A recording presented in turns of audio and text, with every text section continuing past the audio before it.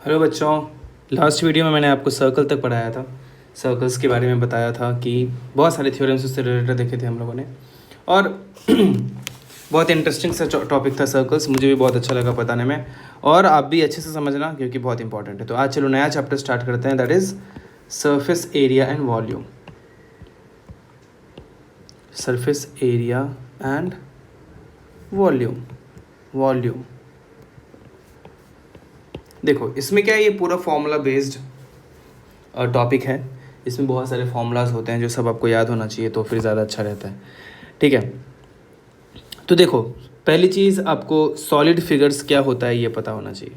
अब solid figures क्या होता है कि एक ऐसा फिगर जो 3 डायमेंशन में होता है, मतलब 3 डायमेंशन मतलब जिसमें लेंथ भी होगा, ब्रेड्थ भी होगा और हाइट भी होगा, उसको हम लोग सॉलिड फिगर्स बोलते हैं। ठीक है, और वही अगर रेक्टेंगल की बात करें तो रेक्टेंगल क्या है, एक सॉलिड फिगर नहीं है, क्योंकि वो 2D में होता है। रेक्टेंगल में सिर्फ लेंथ और ब्रेड्थ होता है ना, तो वो 2D फिगर हो गया। समझ रहे हो ना। तो सॉलिड फिगर का एग्जाम्पल क्या मिलेगा, क्यूबॉइड, क्यूब है ना, सिलेंडर, स्फीयर, कोन, ये सब क्या है, सॉलिड फिगर का एग्जाम्पल है। तो इन सब के बारे में हम लोग देखेंगे कि इनका सरफेस एरिया क्या होता है, इनका वॉल्यूम क्या होता है, ये सब कुछ हम लोग देखेंगे। तो चलिए पहले स्टार्ट करते हैं हम लोग क्यूबॉइड से। क्यूबॉइड के बारे में हम लोग थोड़ा डिस्कस करेंगे कि इसमें क्या क्या होता है। तो क्यूबॉइड की बात करें तो क्यूबॉइड दिखता कैसा है, पहले ये देख लेते हैं। क्यूबॉइड कुछ ऐसा दिखता है।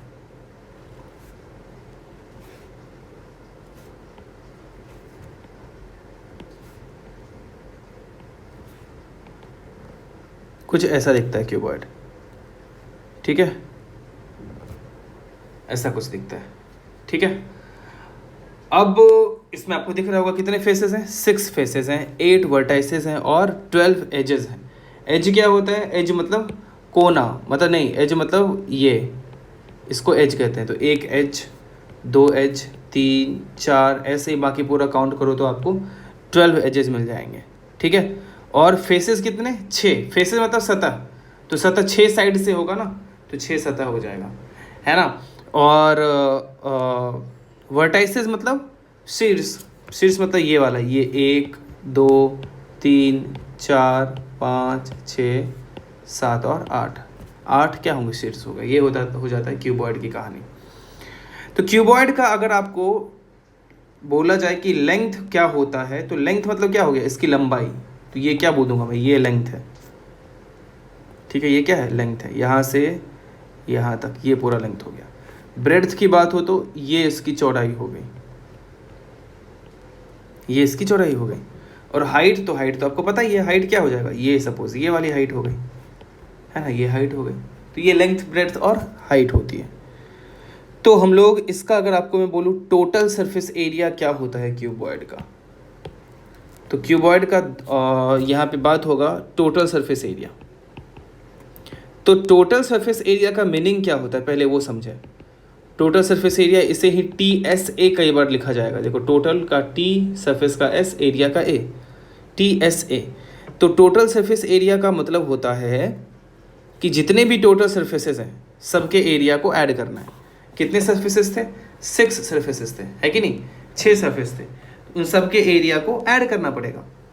तो अब आप या तो चाहो तो धीरे धीरे एक एक करके सबके एरिया को ऐड करो। तो आप जिस रूम में बैठे हो या किसी एक रूम को इमेजिन करो, तो वो रूम क्या है, एक क्यूबॉइड ही है। तो उसके सारे सरफेस का एरिया क्या क्या हो जाएगा, ऊपर, नीचे, दाएं, बाएं, आगे, पीछे, ये 6 हो गया ना, ये 6 सतह का एरिया। तो यहीं पे देखो तो ये 6 सतह क्या क्या है। सबसे बाहर वाला देखो आप, तो सबसे बाहर वाला क्या है, या सबसे ऊपर ही सबसे नीचे वाला, तो ऊपर वाले का क्या हो जाएगा, LB एरिया। नीचे वाले का भी क्या हो जाएगा, LB, क्योंकि उसका लेंथ L है, ब्रेड्थ B है, तो लेंथ इंटू ब्रेड्थ ही तो एरिया होता है। आगे पीछे की बात करें तो आगे क्या हो जाएगा, LB लिया है तो आगे पीछे BH और एक BH आएगा, है ना। ये वाले का देखो, ये H था, ये B था, तो ये वाला सरफेस और ये वाला क्या हो जाएगा, ये दोनों सरफेस क्या हो गया, BH हो गया, प्लस LH कौन सा हो जाएगा, ये वाला, ये LH एरिया और ये वाला LH एरिया। तो ब्लू वाला जो हो गया वो LH हो गया, है ना। रेड वाला जो हो गया वो बी एच हो गया, है ना। रेड वाला क्या बोल दिया मैंने, बी एच बोल दिया। और ग्रीन वाला जो हो गया वो क्या हो गया, एल बी हो गया। देखो ये वाला और ये वाला है कि नहीं, ग्रीन वाला एल बी, रेड वाला, देखो ध्यान से, आपको खुद ही दिख जाएगा बी एच और ब्लू वाला एल एच। ठीक है, तो ये भी मैं लिख देता हूँ यहाँ पे क्या हो जाएगा, बचा क्या था, L H plus L H. तो 2LB plus 2BH plus 2LH, है ना। इसको ही ऐसे भी लिख दिया जाता है 2 into L B, L B मतलब L into B plus B into H plus L into H, मतलब 2 गुना लंबाई गुना चौड़ाई जोड़, चौड़ाई गुना ऊंचाई जोड़, लंबाई गुना ऊंचाई। और इसका एरिया है तो यूनिट क्या होगा, स्क्वायर यूनिट। यूनिट क्या हो जाएगा, स्क्वायर यूनिट। ठीक है, ये हो जाता है क्यूबॉइड का टोटल सरफेस एरिया। ठीक है, ये हो गया पहला पॉइंट जो इम्पोर्टेंट था। दूसरा, अब क्यूबॉइड के बारे में डिस्कस करें तो दूसरा हो जाता है lateral surface area. Lateral surface area, इसी को ऐसे भी बोलते हैं कि एरिया ऑफ 4 वॉल्स, मतलब चारों दीवारों का एरिया, उसे ही लैटरल सरफेस एरिया भी बोलते हैं। और इसको शॉर्ट फॉर्म आप LSA बोल सकते हो। मतलब क्वेश्चन ये भी पूछ सकता है कि किसी क्यूबॉइड का आप LSA बताओ तो क्या समझोगे, लैटरल सरफेस एरिया। TSA बोलेगा तो क्या समझोगे, टोटल सरफेस एरिया। ठीक है, तो ये क्या हो जाएगा, आप खुद समझदार हो आप। चारों दीवार मतलब ऊपर और नीचे को नहीं लेना है, चारों दीवारों का लेना है। तो दीवार क्या क्या, ग्रीन कलर में जो है वो दीवार नहीं है क्योंकि वो ऊपर नीचे है। रेड और ब्लू का एरिया काउंट करना है। तो ब्लू का एरिया क्या हो जाएगा, आप खुद बताइए, L इंटू एच हो जाएगा। और एक पीछे भी है ब्लू तो L इंटू एच पीछे वाला भी। और रेड कलर का देखो दीवार है वो क्या हो गया, B इंटू एच, और एक उसके सामने भी B इंटू एच है। तो 2LH प्लस 2BH, दोनों में 2 इंटू एच है, कॉमन ले लेता हूँ, बचेगा क्या, L प्लस बी। क्या बचेगा, L प्लस बी। तो किसी भी क्यूबॉइड का जो लैटरल सरफेस एरिया होता है वो क्या होता है, 2 into H into L plus B, मतलब 2 गुना ऊंचाई गुना लंबाई जोड़ चौड़ाई। ये हो जाता है लैटरल सरफेस एरिया या फिर चारों दीवारों का एरिया। ओके, ये यहाँ तक आसान है, आप आराम से इस चीज़ को समझ सकते हो। अब बात करते हैं वॉल्यूम की। किसी भी क्यूबॉइड का वॉल्यूम क्या होता है, तो एक बात आप जान लो कि वॉल्यूम का मीनिंग क्या होता है। वॉल्यूम का मीनिंग होता है कि वो पूरे जो अपना एटमॉस्फेयर है उसका कितना पोर्शन वो कवर कर रहा है। मतलब जैसे 2D में बात करते हैं हम लोग एरिया की, कि 2 डायमेंशन में एरिया कितना वो कवर कर रहा है, तो 3 डायमेंशन में वही क्या होता है, वॉल्यूम हो जाता है कि कितना जगह। जैसे आप ही हो, आप कुछ तो जगह ले रहे हो ना अपना खड़ा होने के लिए, बैठने के लिए कुछ, तो वो कितना जगह आप पूरे इस एटमॉस्फेयर का मतलब वातावरण का आप छेक रहे हो या फिर यूज़ कर रहे हो, तो वो जितना भी जगह यूज़ कर रहे हो वही क्या कहलाता है, वॉल्यूम कहलाता है। तो किसी भी सॉलिड फिगर का वॉल्यूम जो होता है या किसी भी प्रिज्म का वॉल्यूम जो होता है, प्रिज्म मतलब क्या होता है, मैंने 8th के एक विजुअलाइजिंग सॉलिड शेप बताया, उसमें आपको समझ में आ जाएगा प्रिज्म क्या होता है। प्रिज्म का मीनिंग होता है कि ऊपर से नीचे तक एक ही सतह बढ़ता चला जाता है। मतलब कि एक रेक्टेंगल, उसके ऊपर दूसरा रेक्टेंगल, उसके ऊपर तीसरा रेक्टेंगल, उसके ऊपर चौथा रेक्टेंगल, मतलब रेक्टेंगल से ही रेक्टेंगल रखते चले गए, तो उसको ही क्या कहते हैं हम लोग, वॉल्यूम कहते हैं। उन वो जो भी उसको सॉरी प्रिज्म कहते हैं, क्या रेक्टेंगुलर प्रिज्म कहते हैं उसको। अब उसका वॉल्यूम का मतलब किसी भी प्रिज्म का वॉल्यूम उसके बेस का एरिया, क्योंकि ऊपर से नीचे तक सेम ही है ना, तो बेस का एरिया मल्टीप्लाइड बाय हाइट होता है। बेस का एरिया मल्टीप्लाइड बाय उसकी हाइट होती है। तो इसको मैं सीधे ऐसे लिख सकता हूँ, volume of cuboid equals to area of base into height. Area of base देखो क्या था क्यूबॉइड का, L इंटू बी, और हाइट क्या था h, तो L into B into H, यहाँ मैंने प्लस लिख दिया भूल से, L into B into H क्या हो जाती है, ये क्यूबिक यूनिट्स हो जाता है। अब वॉल्यूम है तो क्यूबिक यूनिट्स में ही मापेंगे, मतलब कि सेंटीमीटर क्यूब, मीटर क्यूब, है ना। वॉल्यूम को जितना डायमेंशन उतना में मापेंगे हम लोग। एरिया को याद करो 2 डायमेंशन में होता था तो मीटर स्क्वायर, क्यूब स्क्वायर, ऊपर सिर्फ 2 होता था पावर पे। अगर सिंगल डायमेंशन में होता था, मतलब मीटर, किलोमीटर, ये सब में देखो सिर्फ अकेला मीटर रहता था। तो जितना डायमेंशन बढ़ेगा उतना यूनिट पे पावर भी बढ़ता जाएगा, है ना। तो इसीलिए लेंथ को मीटर में, एरिया को मीटर स्क्वायर में, वॉल्यूम को मीटर क्यूब में मापते हैं, क्योंकि लेंथ 1 डायमेंशन में, एरिया 2 डायमेंशन में और वॉल्यूम 3 डायमेंशन में होता है। ठीक है, तो ये मैंने बहुत सारे आपको इंपॉर्टेंट फॉर्मूले जो आपको पता भी होगा वो बताया। अब आप बात करते हैं हम लोग लेंथ ऑफ द डायगोनल की। डायगोनल का लेंथ, अब ये थोड़ा सा आप रूम में, जिस रूम में बैठे हो वहाँ का यूज़ करोगे तो ज़्यादा आसानी से समझोगे। जैसे यही जो फिगर है यहाँ पे, इसको भी अगर आप रूम मानो तो डायगोनल का मतलब हो जाता है ये लेंथ, यहाँ से लेके ये वाला, इमेजिन करो ये येलो कलर का जो आएगा वो अपना डायगोनल होगा। तो उसका लेंथ चाहिए, तो वो कैसे निकालेंगे देखो, इसको मैं नाम दे देता हूँ MNP Q, और साथ में इसको भी ज्वाइन कर दो, इसको भी ज्वाइन कर दो, और ये 90 डिग्री हो जाएगा। ठीक है, अब दो बातें बताओ, यहाँ पे मैं लिख रहा हूँ, डायग्राम नीचे ले आता हूँ।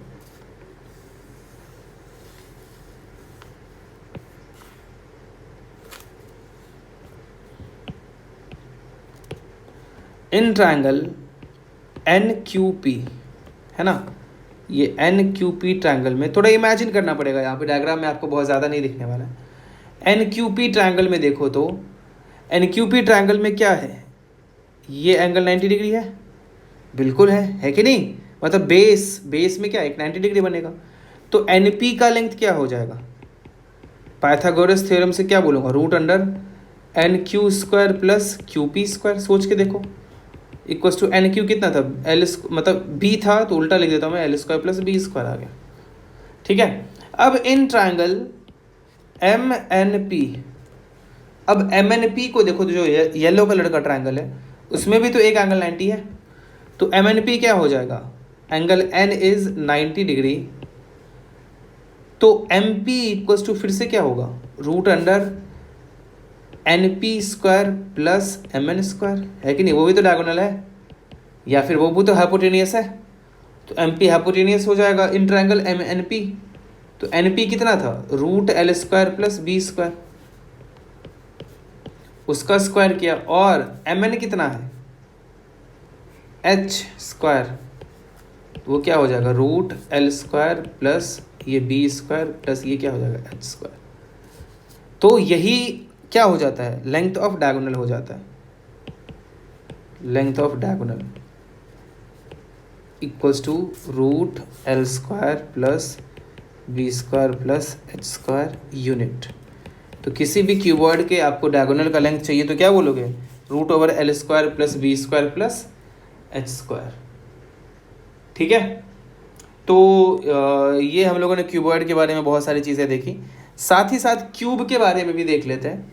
तो क्योंकि फिर क्या होगा, क्यूब के बारे में देखने के बाद फिर इन दोनों का फॉर्मूला क्योंकि एक जैसा ही होता है, सिमिलर सा होता है, क्योंकि वैसे भी क्यूब और क्यूबॉइड सिमिलर सा ही दिखता है। तो क्यूब कैसा दिखेगा, रेक्टेंगल की जगह क्या कर दो, स्क्वायर, एक स्क्वायर उसके ऊपर दूसरा स्क्वायर उसके ऊपर तीसरा स्क्वायर, ऐसे रखते चले गए तो क्या बन गया, एक क्यूब बन गया। और रेक्टेंगल पे रेक्टेंगल रखते जा रहे तो क्या बना था, क्यूबॉइड बना था। यही डिफरेंस होता है यहाँ पे। अब क्यूब है तो इसके सारे लेंथ सेम होते हैं। जैसे कि मैंने एक बार आप लोगों को रूबिक्स क्यूब सिखाया था, आप लोगों को याद होगा तो। रूबिक्स क्यूब होता है ना, जिसमें सब बहुत अलग अलग तरह के कलर के सतह होते हैं, सबको मिक्स करके दिया जाता है और फिर बताना होता है, फिर उस सब एक सारे कलर को मैच करना होता है। तो वो रूबिक्स क्यूब देख के आप समझ सकते हो, क्यूब का सबसे अच्छा एग्जाम्पल है वो, है ना। उसमें सारे जो एज होता है, लंबाई चौड़ाई ऊंचाई सब क्या होता है, सेम होता है। यहाँ से यहाँ तक, यहाँ से यहाँ तक, यहाँ से यहाँ तक, यहाँ से यहाँ तक, यहाँ से यहाँ तक, यहाँ से यहाँ तक, ये सब क्या हो गया, एक्स ही होगा। ठीक है, तो क्यूब के भी कितने फेसेस, 6 फेसेस। क्यूब के भी कितने एजेस, 12 एजेस। क्यूब के भी कितने वर्टेक्स, 8 वर्टेक्स। ठीक है। अब अगर मैं सीधा यहाँ पे पहले तो क्यूब लिख देता हूँ, क्यूब की बात हो रही है, यहाँ पे सीधा सिर्फ TSA बोलो तो TSA क्या होता है, टोटल सरफेस एरिया, है ना। ऊपर मैंने बताया था, वो क्या बताया था, जो क्यूब भी तो एक टाइप का क्यूबॉइड ही है ना, जैसे कि वर्ग भी एक टाइप का रेक्टेंगल ही है, मतलब स्क्वायर भी वन टाइप ऑफ रेक्टेंगल ही है, वर्ग भी एक टाइप ऑफ आयत ही है, वैसे ही क्यूब भी एक तरह का क्यूबॉइड ही है। तो यहाँ भी क्या हो जाएगा, टोटल सरफेस एरिया 2 गुना लंबाई गुना चौड़ाई जो चौड़ाई गुना ऊंचाई जो ऊंचाई गुना लंबाई, या 2LB + 2BH + 2LH, वही लिख रहा हूँ यहाँ पे। LB लेंथ भी x, ब्रेड्थ भी x, BH ब्रेड्थ भी x, हाइट भी x, HL ये हो जाएगा, है ना। 2 ये क्या हो गया, x² + x² + x², 2 × 3x², that is 6x², ठीक है, स्क्वायर यूनिट। तो किसी भी क्यूब का टोटल सरफेस एरिया क्या हो जाता है, 6x² हो जाता है। और लैटरल सरफेस एरिया की बात करें, उसे क्या बोला जाता है, मैंने ऊपर भी बताया था कि चारों दीवारों की का एरिया, मतलब उसी को लैटरल सरफेस एरिया बोलते हैं। वो क्या हो जाएगा, याद है क्या होता था, अब तो सीधा फॉर्मूला भी यूज़ कर सकते हैं, 2 × क्या था, H × L + B, यही था ना, वो यूज़ कर लो।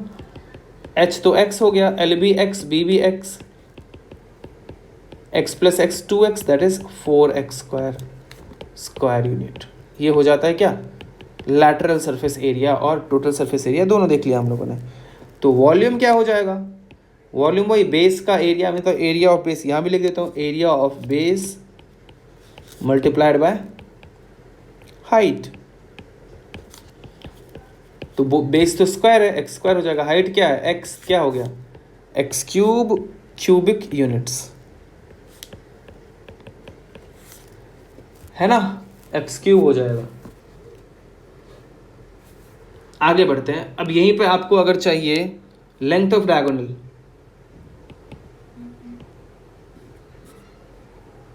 लेंथ ऑफ डायगोनल, डायगोनल समझ रहे हो ना, कौन सा डायगोनल होगा, डायगोनल मतलब ये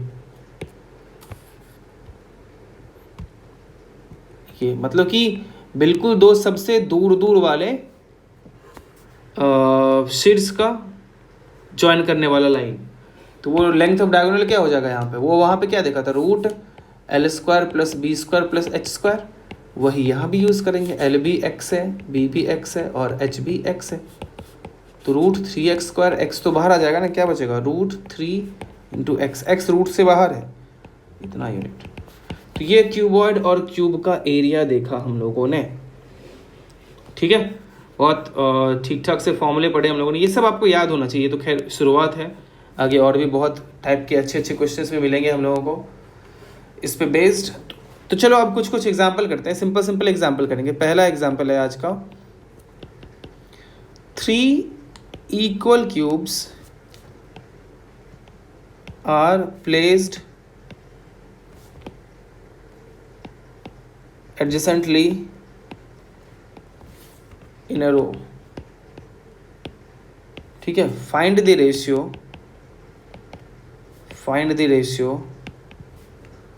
of the total surface area of the new cuboid to that of the sum of the surface areas of 3 cubes।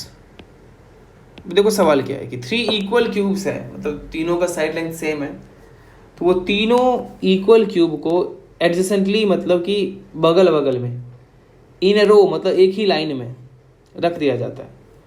तो आपको टोटल सरफेस एरिया जो नया क्यूबॉइड बनेगा उसका, और जो छोटे छोटे 3 क्यूब्स थे उनके एरियाज का सम का रेशियो क्या होगा, ठीक है। तो आपको डायग्राम देखना है, तो डायग्राम कुछ ऐसा दिखेगा। यहाँ एक क्यूब रख दिया, ठीक है, ऐसे, उसके बगल में एक और क्यूब रख दिया, वही साइज वही शेप का, और उसके बगल में एक और क्यूब रख दिया, ऐसे। ठीक है, 3 क्यूब रख दिए। अब बोल रहा है कि अब इनका कंबाइंड, पहले तो अपने को वॉल्यूम निकालना पड़ेगा, नहीं सरफेस एरिया निकालना पड़ेगा। तो तीनों क्यूब का लेंथ कितना था, x ही था ना, तो ये भी x हो जाएगा, ये सब क्या x, ब्रेडथ भी क्या है, x है। तो जो नया क्यूब बनेगा, ध्यान से देखना, या पहले पुराना वाला निकाल लेते हैं। तो सरफेस एरिया ऑफ 1 क्यूब कितना होगा, 6a² सेंटीमीटर स्क्वायर होगा, क्योंकि ऊपर हम लोगों ने देखा था 6a² 6x² आता था, यहाँ भी क्या हो जाएगा, 6a² हो जाएगा। और एक का आया तो sum of surface area of all 3 cube,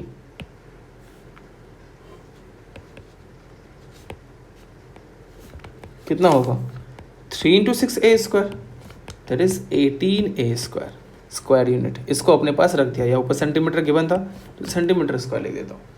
ये हो गया एक जो वहाँ पे था रेशियो में एक पार्ट, वो निकालना। अब बात करते हैं नए क्यूबॉइड की, फॉर न्यू क्यूबॉइड।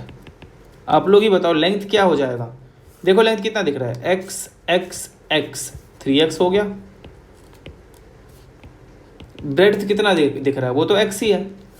और हाइट कितना दिख रहा है, वो भी x ही है। तो टोटल सरफेस एरिया निकाल लेते हैं। TSA मैं सीधा लिख देता हूँ, 2 × LB + BH + XH LH, 3x² + x² + 3x² कितना हो जाएगा 7a² 14a² सेंटीमीटर स्क्वायर। अब रेशियो चाहिए, तो रेशियो जो निकालना था वो रेशियो, तो उसको क्या बोलते हैं, रिक्वायर्ड रेशियो आप लिख दो। पहले क्या था, find the ratio of the total surface area of the new cuboid, वो कितना है 14a² divided by to that of the sum of the surface areas of all 3 cubes, that is 18a²। a² तो खत्म हुआ, 7/9 बचा, means required ratio क्या हो जाएगा 7:9। ठीक है, तो ऐसे टाइप के क्वेश्चंस भी होते हैं। एक और एग्जांपल मैं, आप खुद से ट्राई कीजिए, उसके बाद नहीं हो तो फिर मेरा देखिएगा मैंने कैसे किया है। दूसरा example, a class room is 7 meter long, 6.5 meter wide and 4 meter high। ठीक है, it has one door 3 meter into 1.4 meter and 3 windows, each measuring 2 meter into 1 meter into 1 meter. The interior walls are to be color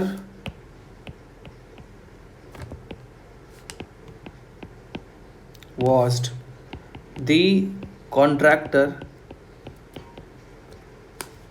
charge ₹15 per square meter.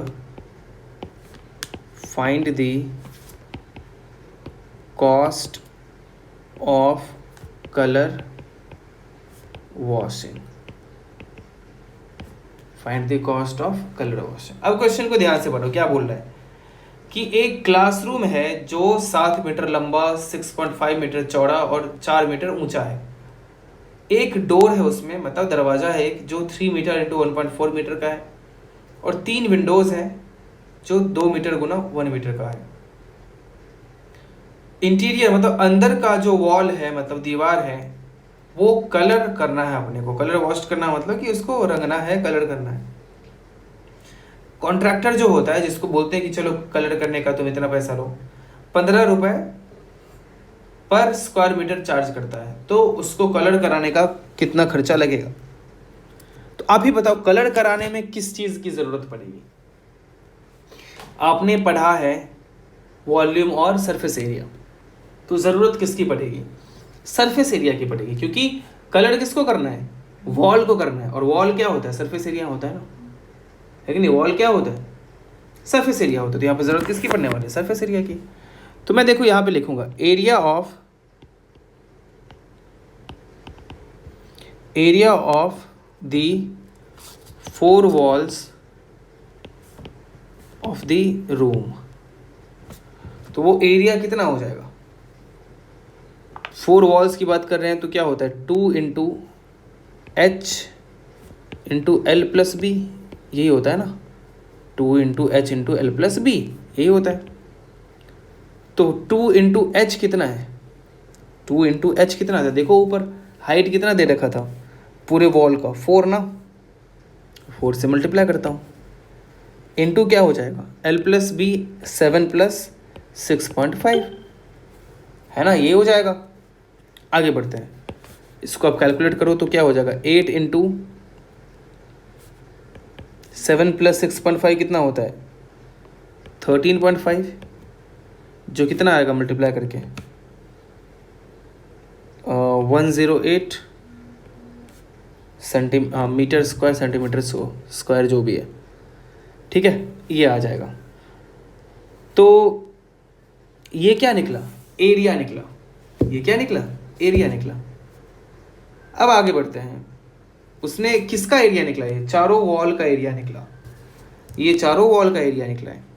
अपने को ज़रूरत किसकी थी? जिसने को paint करना है। अब तो दरवाजे को तो पेंट करना नहीं है ना, और विंडो को भी पेंट नहीं करना है।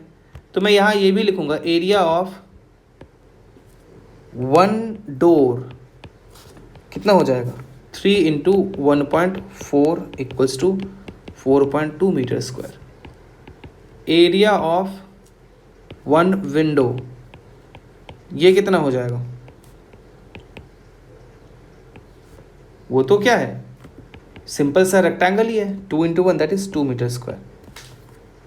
तो ये 1 विंडो का आया। तो बताओ एरिया ऑफ कितने विंडोज थे? क्वेश्चन में पढ़ो आप, 3 विंडोज। कितना हो जाएगा? 3 into 2 that is 6 metre square. तो area of walls to be coloured,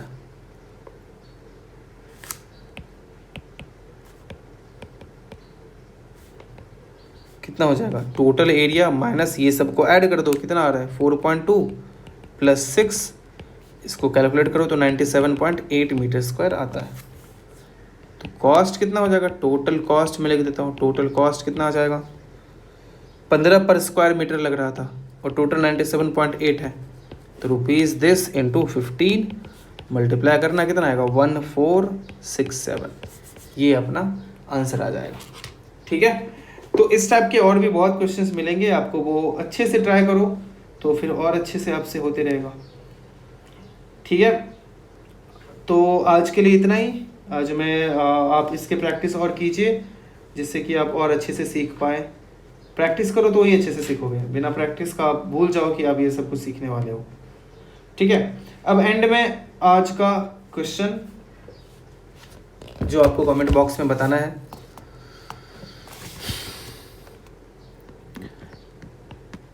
if root A minus root B by root A plus root B equals to 1/2, find the value of A square plus A B plus B square divided by A square minus A B plus B square. ठीक है, इसका answer क्या होगा comment box में लिख के बताइए।